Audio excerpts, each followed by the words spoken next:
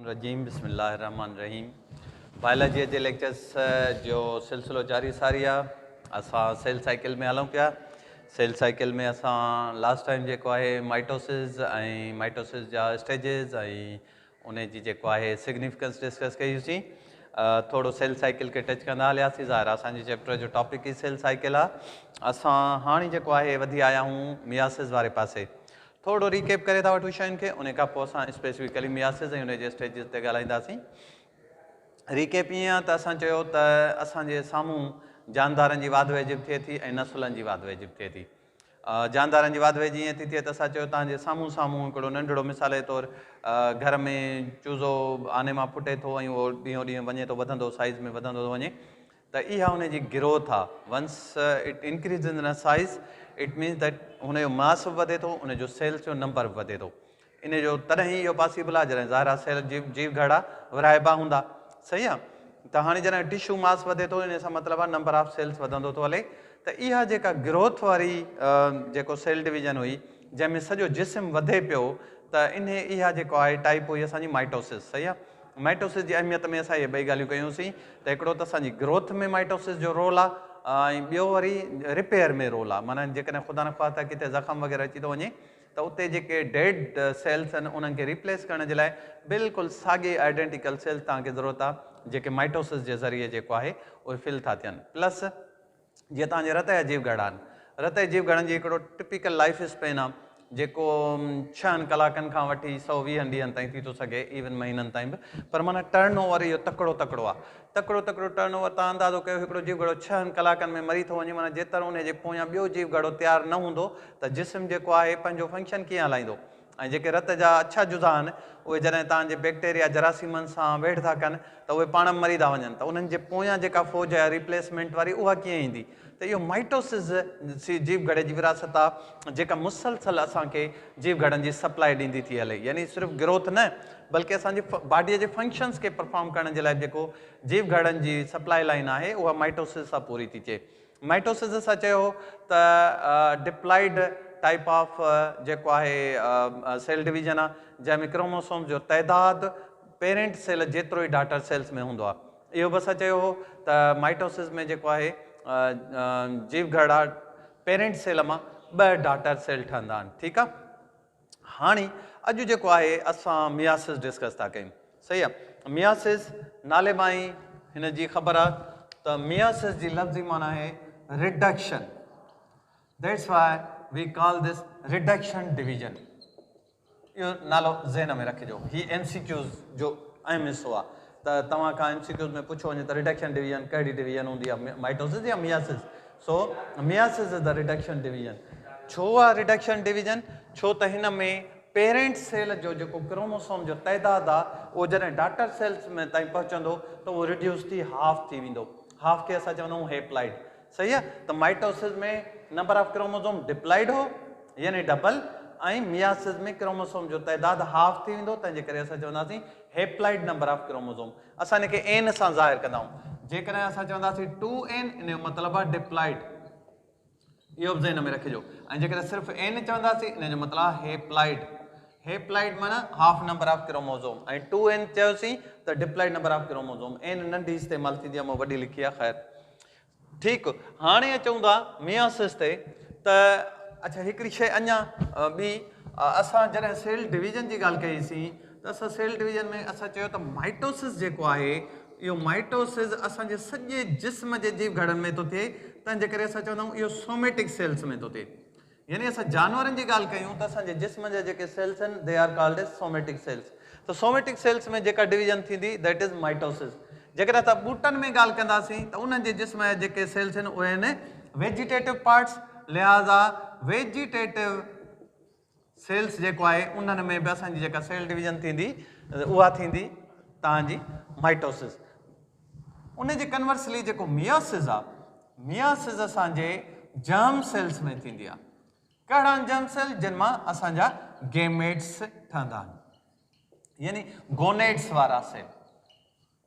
ठीकु आहे। जेके असांजी नसुलनि जे वाध जे लाइ यानी ॿूटनि में जेको ॿिज जी पैदावार थींदी या तव्हांजी स्पोर्ट्स जी पैदावार थींदी ऐं एनिमल्स में जेको आहे फीमेल वारी एग जी पैदावार थींदी ऐं इस मेल में स्पर्म जी पैदावार थींदी।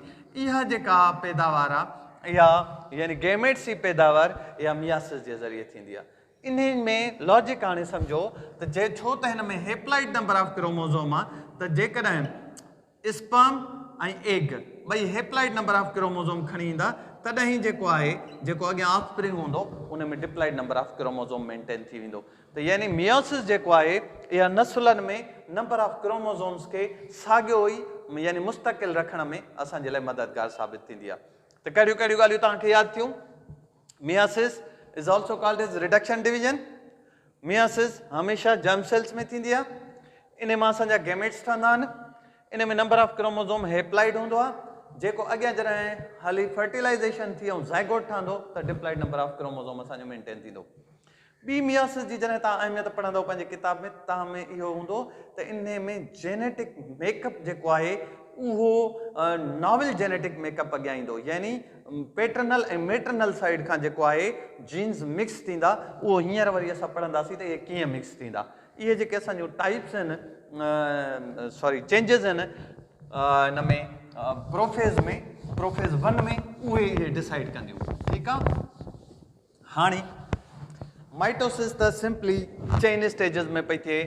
ठीकु आहे। उहे स्टेजिस तव्हांखे यादि हूंदियूं। कहिड़ियूं कहिड़ियूं स्टेजिस हुयूं? प्रोफेज़, मेटाफेज़, एनाफेज़, टीलोफेज़, ईअं न।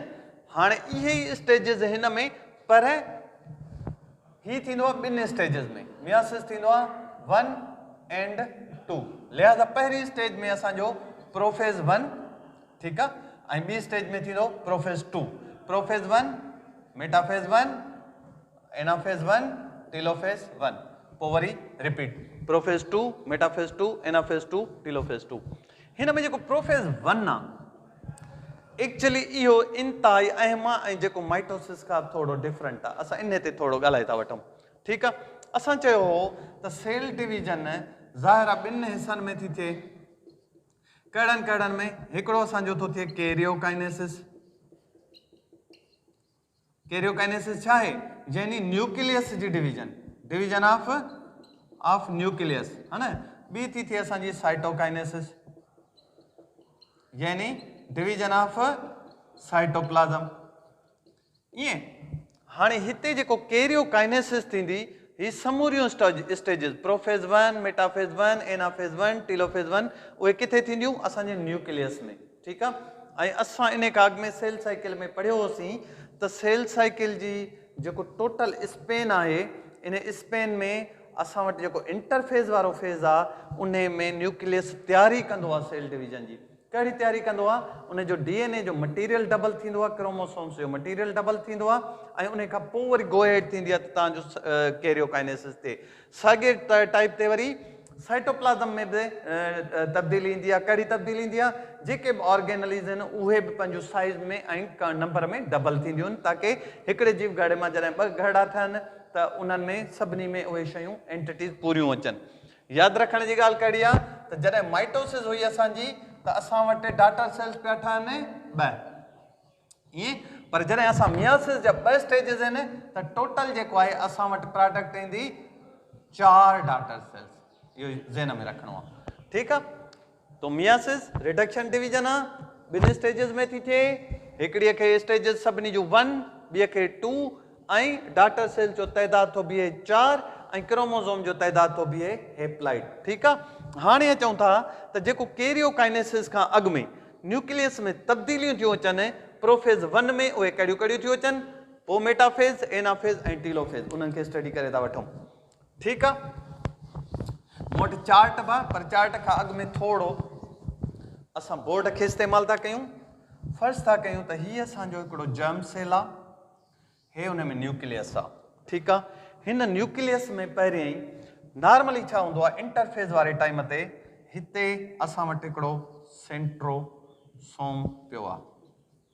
सेंट्रोसोम ईअं ही सेंट्रोसोम पियो आहे। असांखे नॉर्मली क्रोमोज़ोम जेको न्यूक्लियस जेको आहे उहो बिल्कुलु ईअं प्लेन ग्लॉसी नज़र ईंदो आहे। पर जीअं जीअं सेल डिवीजन जो टाइम वेझो थियणु शुरू थी वेंदो त असां ॾिसंदासीं त ही क्रोमेटिन मेशवर्क जेको आहे घाटो थियणु शुरू थी वेंदो। इहो इंटरफेस जो उहो हिसो आहे जंहिंमां हाणे जेको आहे असांजो जीव घड़ो डिवीजन वारे पासे हलंदो थो वञे। ऐं असां हिन खे बि एक्टिव ॾिसंदासीं त हिकिड़े सेंट्रोसोम जेको आहे डिवाइड थी ऐं ॿिए बि हिकिड़ी एंटिटीअ में कन्वर्ट थी वेंदो, जीअं पोइ असां हिननि खे चवंदासीं सेंट्रियोल। हे हिननि ॿिन्ही खे गॾाए चवंदासीं हिकिड़ो सेंट्रियोल ॿियो सेंट्रियोल। ऐं इहे पोइ आस्ते आस्ते मूव करणु शुरू कंदा असांजे जीव घड़े जे पोल्स ॾांहुं ऐं हिननि मां वरी स्पिंडल फाइबर बि निकिरणु शुरू कंदा। इन खे बि असां ॾिसंदासीं। ठीकु आहे। त हाणे हीअ इंटरफेस जी आख़िर आहे ऐं प्रोफेज़ 1 शुरू थो थिए।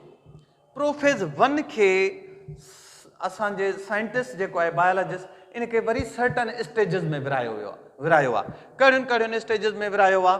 ठीकु आहे। तव्हांजी किताब ते इहे स्टेजिस मां तव्हांखे ॾेखारींदो हलां। किताब जे पेज नंबर 99 ते ॾिनल आहिनि। हिते ॾिसो, हेठि तरे में ॾिसो, तरे वारा नाला ॾिसो। ठीकु आहे।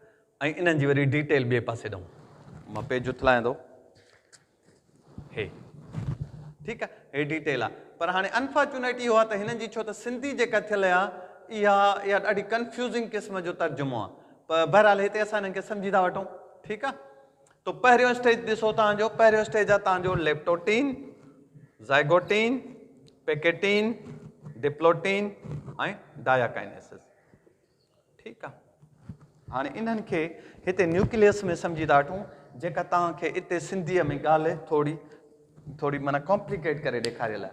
हाणे सभिनी खां अॻु में जेको तव्हांजो स्टेज आहे लेप्टोटीन जो, तव्हां इन सां किताब सां फॉलो कंदा हलिजो। हाणे असां लेप्टोटीन खे था ॾिसूं त लेप्टोटीन में छा थो थिए? ही मर्कज़ में मेशवर्क घाटो थी वियो। हाणे छा थियणु शुरू थींदो? क्रोमोसोम्स में कुझु तब्दीलियूं ईंदियूं। ठीकु आहे। छो त क्रोमेटिन मटीरियल डबल थियो आहे। कुझु हिन में तब्दीलियूं कहिड़ियूं ईंदियूं? तब्दीलियूं इहे हूंदियूं त क्रोमेटिन मेशवर्क धागनि वांगुरु घाटो थींदो, पर उन ते मणियुनि जहिड़ा बीड्स ज़ाहिर थींदा।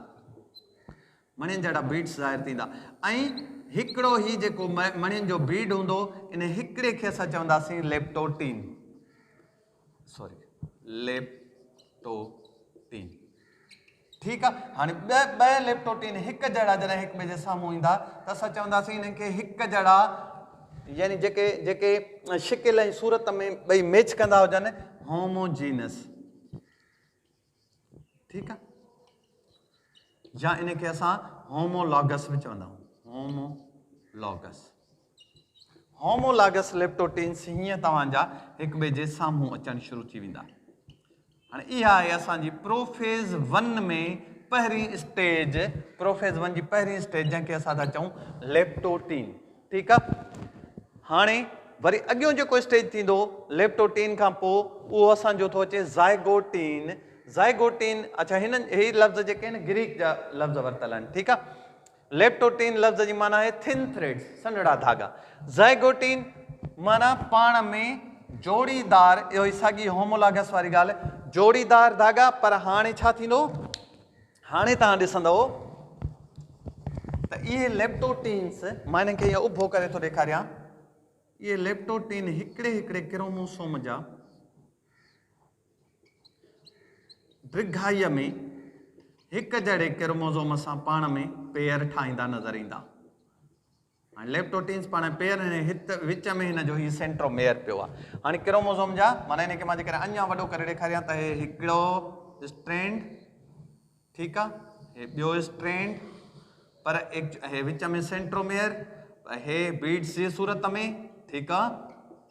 पर हाणे छा थियो आहे? एक्चुअली तव्हां ॾिसंदव त हे टोटल स्ट्रैंड्स घणा आहिनि? 4 आहिनि। ठीकु आहे। माना हिकिड़ो क्रोमेटिड ॿिनि स्ट्रैंड्स ते शामिल आहे। ठीकु आहे। हाणे इन खे असां था चऊं ज़ाइगोटीन। ज़ाइगोटीन लफ़्ज़ जेको आहे ज़ाइगोनीमा मां वरितल आहे, जंहिंजी माना आहे जोड़ो या पेयर। हिननि पेयर पाण में ठाहिया आहिनि। ठीकु आहे। हाणे अञा टीं स्टेज, माना ज़ाइगोटीन खां पोइ टीं स्टेज आहे पेकेटीन। ठीकु आहे। PACHYTENE। पेकेटीन लफ़्ज़ जी माना आहे तव्हांजी थिक थ्रेड्स। हाणे ही ॻूढ़ा थी विया आहिनि, घाटा थी विया आहिनि। हिते असांखे बिल्कुलु थिक नज़र ईंदा। हाणे असांजा बीड्स बि हिन मां ॼणो ग़ाइबु थींदा वेंदा। पर हिन में छा आहे? ही जेको ज़ाइगोटीन वारी पेयरिंग थी, इन मां ही हिकिड़ो हिसो जेको आहे इहो पेटर्नल आहे यानी स्पर्म मां आयो आहे, ऐं ॿियो जेको आहे इहो मेटर्नल आहे यानी एग मां आयो आहे। इहा ॻाल्हि ज़हन में रखण जी आहे। ठीकु आहे, पहिरें असांजा इहे तांदूरा ज़ाहिर थिया बीड्स जी सूरत में तस्वीर दाणनि वांगुरु, पोइ पाण में जोड़ी ठाहियूं ज़ाइगोटीन, हिकिड़ो जोड़े जो तांदूर जेको आहे असांजो आयो आहे स्पर्म ॾहूं, ॿियो आयो आहे एग ॾहूं।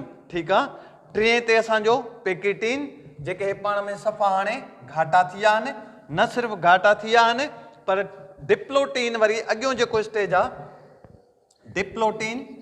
हाणे इहो सॼो प्रोफेज़ 1 वेठो थो हले, इहो यादि कजो। हे प्रोफेज़ 1 में डिप्लोटीन में छा थींदो त ही तांदूर आहे जेके आहिनि इहे हिक ॿिए जे मथां चढ़णु शुरू थी वेंदा, यानी एग वारे क्रोमोज़ोम जी स्ट्रैंड स्पर्म वारे क्रोमोज़ोम ते चढ़ी ईंदी, स्पर्म वारे क्रोमोज़ोम जी स्ट्रैंड जेको आहे सो एग वारे ते चढ़ी वेंदी। मिसाल जे तौरु मां तव्हांखे ॾेखारियां हीअं करे। ठीकु आहे, ॿियो कलर था कयूं।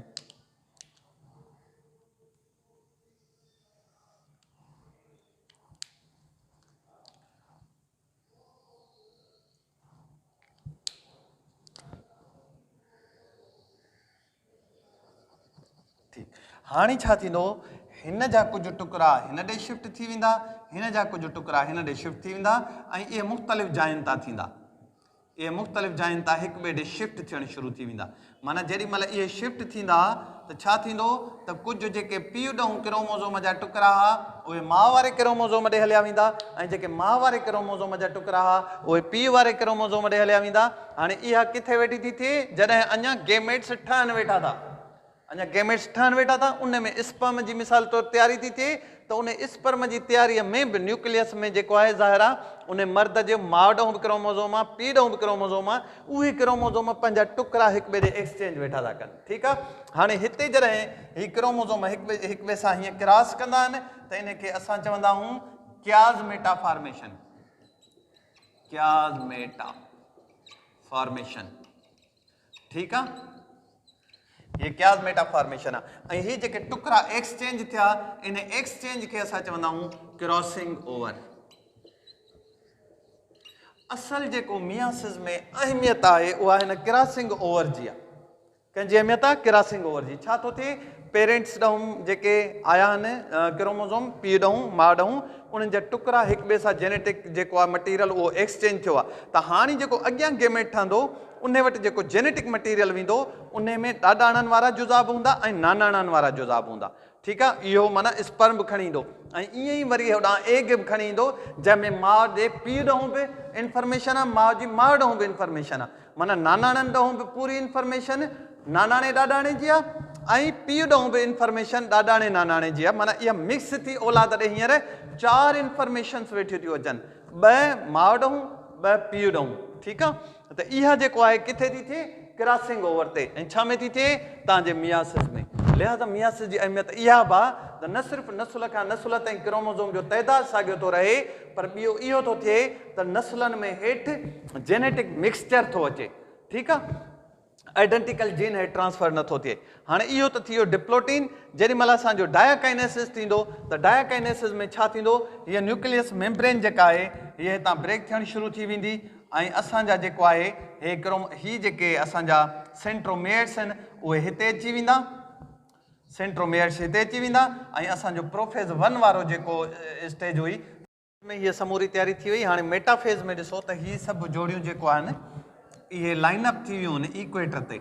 ईअं हाणे जॾहिं हीअ लाइनअप थी वेंदियूं इक्वेटर ते त हे स्पिंडल फाइबर हिते कैनेटोकोर सां अटैच थींदा, ऐं इन्हनि खे जेको आहे सो एनाफेज़ शुरू थी वेंदो त इहे हेॾे मूव करणु शुरू कंदा, हेॾे मूव करणु शुरू कंदा, ऐं टीलोफेज़ ते वरी हिते अचे ऐं 2 डॉटर न्यूक्लियर ठाहींदा। ठीकु आहे, असल जेका शइ हुई इहो फेज़ 1 शुरू थी वेंदो, ऐं फेज़ 2 जेको आहे उन में पोइ हीअ समूरियूं ॻाल्हियूं न थींदियूं। उन में सिंपली जीअं असांजो माइटोसिस हो त छा थींदो, जो प्रोफेज़ थी वेंदो त सेंट्रोमेयर साइडुनि ते अची वेंदा, माना हिननि डाटा सेल जे वरी अलॻि अलॻि जॾहिं सेल ठही वेंदा त हिते असांजा सेंट्रोसोम अची वेंदा, ऐं जेको आहे जीअं ई मेटाफेज़ थींदो त विच में क्रोमोसोम्स अची वेंदा, एनाफेज़ थींदो त स्पिंडल फाइबर हिननि खे अटैच करे साइडुनि ते खणी वेंदा, टीलोफेज़ में माना टोटल पोलनि ते अचे ऐं पूरी साइटोकाइनेसिस पूरी तव्हांजी शुरू थी वेंदी त माना 4 तव्हांजा डाटर सेल ठही वेंदा। सही आहे। हाणे मूं वटि हिन सॼे कम जे लाइ हिकिड़ो चार्ट आहे त मां त चाहियां त इहा सॼी तव्हांखे जेको आहे डिस्कशन चार्ट ते ॾेखारियां। ठीकु आहे। त हाणे चार्ट ते था हलूं। हीअ असांजो मियासिस आहे। मियासिस ते ॾिसो हिन डेफिनेशन छा लिखी आहे। चए थो during meiosis a parent cell divides into 4 sex cells each with half number of chromosomes यानी हेप्लाइड। ठीक है। Sex cells of male are called sperm cells and egg cells from female. जी असां चयो त ही गोनेट्स में थींदो आहे यानी तव्हांजे जर्म सेल्स में थींदो आहे। हाणे पहिरियों जेको आहे ही असांजो स्टेज आहे जंहिंखे असां था चऊं प्रोफेज़ 1। प्रोफेज़ 1 में हिन असांखे टोटल 4 जोड़ियूं ॾेखारियूं आहिनि, 2 जोड़ियूं ॾेखारियूं आहिनि क्रोमोसोम्स जूं, 2 ब्लू आहिनि, 2 जेको आहे रेड आहिनि। कलर कोड असांखे हेल्प कंदो त हीउ जेको क्रॉसिंग ओवर वारो आहे असांजो प्रोसीजर उहो थोरो असांखे सम्झ में अचे। हाणे छा थो थिए Before meiosis begins, chromosomes in the parent cells are copied. ज़ाहिर आहे अॻियां हली छो त 4 डाटर सेल ठहणा आहिनि त असांखे सभिनी खे हेप्लाइड नंबर ऑफ क्रोमोसोम ॾियणो आहे त नंबर ऑफ यानी DNA जी क्वांटिटी बि डबल थींदी, क्रोमोसोम्स में क्रोमेटिड्स जो तइदाद बि डबल थींदो। पर हाणे हिते हिन चार्ट में असां वटि जेको आहे लेप्टोटीन, ज़ाइगोटीन, पेकेटीन ऐं जेको आहे डिप्लोटीन या डायकाइनेसिस ॾेखारियल कोन्हे। मूं हिन में वरी तव्हांजे सम्झाइण जे लाइ हिते टैग्स आया आहिनि। त पहिरीं छा थींदो आहे लेप्टोटीन जी स्टेज ईंदी आहे ऐं लेप्टोटीन ग्रीक ॿोलीअ जो लफ़्ज़ लेप्टोनीमा मां वरितल आहे जंहिंजी माना आहे थिन थ्रेड्स। ऐं इन में छा थो थिए क्रोमेटिन जेको आहे breaks into specific number of long thin beaded thread का लेप्टोटीन जेको सर मूं तव्हांखे ॾेखारियो हो त दाणनि वांगुरु मणियुनि जूं लड़ियूं ठही पवंदियूं ऐं हिक ॿिए सां जेके सिमिलर हूंदियूं लेप्टोटीन्स उन्हनि खे असां होमोलागस स्ट्रक्चर या होमोलागस लेप्टोटीन्स चवंदा आहियूं। इहे अॻियां हली वरी छा थी वेंदो त इहे लेप्टोटीन्स हिकिड़ो पासो एग वारो, हिकिड़ो लेप्टोटीन एग जो, हिकिड़ो लेप्टोटीन स्पर्म जो, इहे पाण में जोड़ियूं ठाहींदियूं ऐं ड्रिघाईअ में इन्हनि जा पेयर ठहंदा। इन पेयर ठहण खे असां चवंदा आहियूं साइनेप्सिस। माना स्पर्म वारो हिकिड़ो थ्रेड, हिकिड़ो एग वारो थ्रेड, ॿई पाण में पेयर ठाहींदियूं त इन पेयरिंग खे चवंदासीं साइनेप्सिस या पेयर्ड क्रोमोसोम बि चवंदा आहियूं। इन खे असां बाइवेलेंट बि चवंदा आहियूं। सही आहे। प्रोसेस खे साइनेप्सिस चवंदासीं ऐं इहो जेको जोड़ी ठही इन खे चवंदासीं बाइवेलेंट। हाणे बाइवेलेंट ठही आहे पर मूं तव्हांखे जीअं ॿुधायो त इहे हिक ॿिए जे मथां क्रॉस कंदा, हुनजी टंग हुनजे मथां अची वेंदी, हुनजी टंग हुनजे मथां अची वेंदी त इन खे असां चवंदा आहियूं क्याज़मेटा फॉर्मेशन। क्याज़मेटा फॉर्मेशन छा थींदो त ॿई जेके होमोलोगस क्रोमोसोम आहे यानी हिकिड़ो स्पर्म वारो हिकिड़ो एग वारो, इहे जेको आहे ड्रिघाईअ में हिक ॿिए जे मथां इहा टंग टपाईंदा जंहिंसां असांखे ॾिसण में ईंदा चौंको माना ॿ क्रोमेटिड हिकिड़े पासे, 2 क्रोमेटिड ॿिए पासे, टोटल 4 क्रोमेटिड्स हूंदा। इन खे असां चवंदा आहियूं टेट्राड। ठीकु आहे। टेट्रा 4। अॻी स्टेज असांजी डिप्लोटीन जी आहे। हाणे हीअ सभु कुझु प्रोफेज़ 1 में वेठो थो थिए। डिप्लोटीन जी डिप्लोनीमा इहो ग्रीक वर्ड आहे जंहिंजी माना आहे 2 थ्रेड्स। ठीकु आहे। हाणे 2 थ्रेड्स में होमोलागस क्रोमोसोम्स आहिनि ऐं इहे छा था कनि, इहे छो त हिक ॿिए जा टुकड़ा मटाइनि था, हुन क्रोमोसोम जा टुकड़ा हुन ॾे हलिया वेंदा, हुन क्रोमोसोम जा हुन ॾे हलिया वेंदा। इन प्रोसेस खे असां चवंदा आहियूं क्रॉसिंग ओवर। जॾहिं क्रॉसिंग ओवर कंप्लीट थी वेंदी आहे त पोइ असांजो डायाकाइनेसिस शुरू थींदो आहे। डायाकाइनेसिस जी आहे माना मूविंग थ्रू, यानी जेके बि इहो क्याज़मेटा फॉर्मेशन थी ऐं क्रॉसिंग ओवर थी, इहा विच खां सेंट्रोमेयर खां शुरू थींदी ऐं हेठि बि हली वेंदी हेठि टर्मिनल ते काॾे टीलोमेयर ॾे ऐं मथे टर्मिनल ते टीलोमेयर ॾे बि हली वेंदी जंहिंखे असां चवंदा आहियूं टर्मिनलाइज़ेशन। इहो ईअं ई थींदो जीअं हिकिड़ो असांजी ज़ंजीरी हूंदी आहे ज़िपर, हिकिड़ी एंड खां ॿी एंड ताईं क्रोमोसोम्स जा मुख़्तलिफ़ टुकड़ा हिक ॿिए सां एक्सचेंज थी वेंदा क्रॉसिंग ओवर जे ज़रिए। हाणे जॾहिं डायकाइनेसिस थी वियो त इहो असांजो प्रोफेज़ 1 पूरो थियो। प्रोफेज़ 1 पूरे थियण खां पोइ मेटाफेज़ शुरू थींदो। मेटाफेज़ जो असां निमोनिक ठाहियो मीट इन द मिडल, यानी समूरा क्रोमोसोम जेको आहे सेल जे इक्वेटर ते जमा थी वेंदा ऐं हेॾां स्पिंडल फाइबर सां अटैच थींदा कैनेटिकोर ते ऐं हीअ जेको आहे जोड़ा हिन पासे मूव करणु शुरू कंदा, हीअ जोड़ा हुन पासे मूव करणु शुरू कंदा। इन जॾहिं मूव करणु शुरू कनि त इहो एनाफेज़ सॾाईंदो आहे यानी अपार्ट मूविंग अपार्ट। हाणे ॾिसो हीअ हिन पोल ॾे हलिया था वञनि, हे हिन पोल ॾे हलिया था वञनि। जीअं इहे पोलनि ते पहुता इन खे असां चवंदा आहियूं टीलोफेज़। इहो माना असांजे कैरियोकाइनेसिस जो आख़िरी मरहलो हूंदो आहे ऐं जॾहिं पोलनि ते पहुची विया त वापसि न्यूक्लियर मेम्ब्रेन रीअपियर थी वई, हीउ न्यूक्लियस अलॻि थी वियो, हीउ न्यूक्लियस अलॻि थी वियो। इहे डाटर न्यूक्लियर था सॾणा आहिनि पर इन सां गॾोगॾु ॾिसो त साइटोप्लाज़म में हिते जेका खॾ ठही इहा बि हिते हिक ॿिए सां अचे मिक्स थी वञे, माना हिकिड़ो डाटर सेल धार ॿियो डाटर सेल धार। पर हाणे हिते वरी नई सही इंटरफेज़ नथो थिए।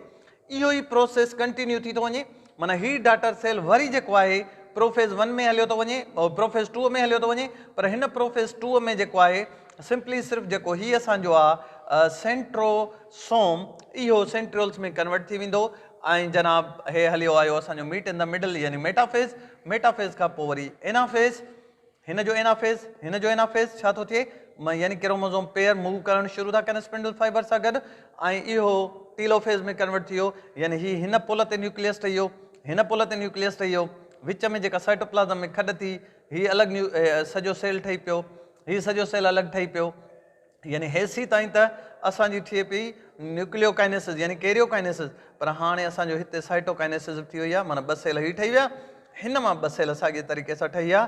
त तव्हां हाणे नोट कयो त हिकिड़ो जीव घड़ो असांजो मियासिस में लथो हो, इहो जीअं ई अॻियां डिवाइड थियो ॿ इहे विराइजी अल्टीमेटली असांजो हिकिड़ो जीव घड़ो 4 जीव घड़नि में कन्वर्ट थी वियो। इन में ॿियूं शयूं ज़हन में रखो, हिते ॾिसो क्रोमोसोम्स जो तइदाद कीअं हो ऐं हाणे हिते ॾिसो क्रोमोसोम्स जो तइदाद कीअं आहे। हिते टोटल जेकॾहिं 4 तव्हांखे पेयर्स मिलनि पिया त हिते हाणे तव्हांखे ॿ था मिलनि, यानी जेको ओरिजिनल नंबर ऑफ क्रोमोसोम हो डिप्लाइड, इहो हाणे हाफ थी वियो यानी हेप्लाइड थी वियो। त इहा ई शइ असांखे ज़हन में रखणी आहे। हिन जे हेठां ॾिसो पढ़ो छा छा थो चए जेको असां डिस्कस कयो, चए थो before meiosis begins chromosomes in the parent cell are copied, ज़ाहिर पंहिंजी कॉपी ठाहींदा। पोइ मेटाफेज़ में छा थींदो, chromosome pair line up in the middle of the cell, meet in the middle जेको चयोसीं। पोइ एनाफेज़ शुरू थी वेंदो, यानी chromosome pairs split and pull apart to opposite ends of the cell, ॿिन्ही मुख़ालिफ़ पोलनि ते हलणु शुरू थी वेंदा, थी विया। Each of the two new cells formed as a half the number of chromosome, हिते हिन जे मुक़ाबले में अधु नंबर आहे क्रोमोसोम जो। हाणे छा थो थिए, इहो ई क्रोमोसोम जेको आहे पेयर लाइन अप थींदा मिडल में, ठीकु आहे, ऐं जेको आहे chromosome split as a single chromosome move apart to the opposite ends of the cell, ऐं फाइनली छा थियो, 4 sex cells are produced each with the only one chromosome from each original pair। ऐं हिते असांखे इलेक्ट्रॉन माइक्रोस्कोप में coloured क़िस्म न sorry light microscope में कलर करे ॾेखारियो अथई, यानी न्यूक्लियस जे अंदरि स्पिंडल फाइबर कीअं आहिनि, क्रोमेटिन मटीरियल कीअं आहे। This is a mitotic cell not a meiotic cell, but still it is showing the internal structure with the dye. ऐं हिन पासे वरी असांखे मियासिस जो पनेट स्क्वायर ॾेखारियो अथई, जंहिंमें छा थियो हो त फीमेल पेरेंट ॾे हिकिड़ो क्रोमोसोम मेजर आर, ॿियो वरी तव्हांजी लोअर केस आर, इहो जॾहिं विराइजे थो त हेॾां वरी मेल सां, मेल वटि बि आर आहे, फीमेल वटि आर आहे, हिन जो आर क्रोमोसोम, हिन जो आर क्रोमोसोम, ॿई कैपिटल आर, हिन जो आर, हुन जो नंढी आर, हे फीमेल जे पासे ॾऊं आर, हेॾां वरी फीमेल जी नंढी आर, मेल जी वॾी आर, ऐं फीमेल जी नंढी आर, मेल जी नंढी आर, ही वरी तव्हांजो आहे पनेट स्क्वायर, जेको तव्हांखे मेंडल वारी सेग्रीगेशन ऐं उन जो सम्झाईंदो त कीअं असां चवंदा आहियूं त जेको आहे सो डोमिनेंट ऐं ही तव्हांजो रिसेसिव जेको आहे फिनोटिपिकली कीअं प्रेज़ेंट कंदो। बहरहाल हीअ डिस्कशन वरी अॻी लेवल जी आहे, जॾहिं इन टॉपिक ते आयासीं त पढ़ी वठंदासीं। हीउ सॼो चार्ट तव्हां ॾिठो, जंहिंमें तव्हां माइटोसिस बि ॾिठो, सेल साइकिल बि ॾिठी, मियासिस ॾिठो, मियासिस में असल जेके स्टेजिस हुयूं प्रोफेज़ 1 वारियूं उहे बि ॾिठियूं, जंहिंमें तव्हां ॾिठो त कीअं न मुख़्तलिफ़ क्रोमोसोम क्रॉसिंग ओवर करे पंहिंजो जेनेटिक मटीरियल शेयर था कनि, त जीअं ॿाहिरि ॾे जेको जेनेटिक मटीरियल वञे उन में पीउ ॾऊं यानी ॾाॾाड़नि ॾऊं बि ख़ुशूसियतूं हुजनि ऐं अमड़ ॾऊं यानी वालदा ॾऊं बि ख़ुशूसियतूं हुजनि। ऐं ख़ासि तौर ते इहा ॻाल्हि इन करे ज़हन में रखण जी आहे त ख़ानदाननि में ख़ासियतूं मोरूसियत सां हेठि ट्रेवल कंदियूं आहिनि, त तंहिंमें मुख़्तलिफ़ कैरेक्टरिस्टिक्स, ब्लड ग्रुप, तव्हांजो कदु, तव्हांजो बुत, तव्हांजा वार, तव्हांजो अखियूं, तव्हांजो रंग, स्किन जो हर शइ, पर इन सां गॾु बीमारियूं बि ट्रेवल कंदियूं आहिनि। जेकॾहिं ख़ानदान में मथे जेनेटिक्स में को म्यूटेशन थियल आहे ऐं उतां बीमारी आहे त उहा औलाद ॾे बि ट्रेवल करे थी सघे।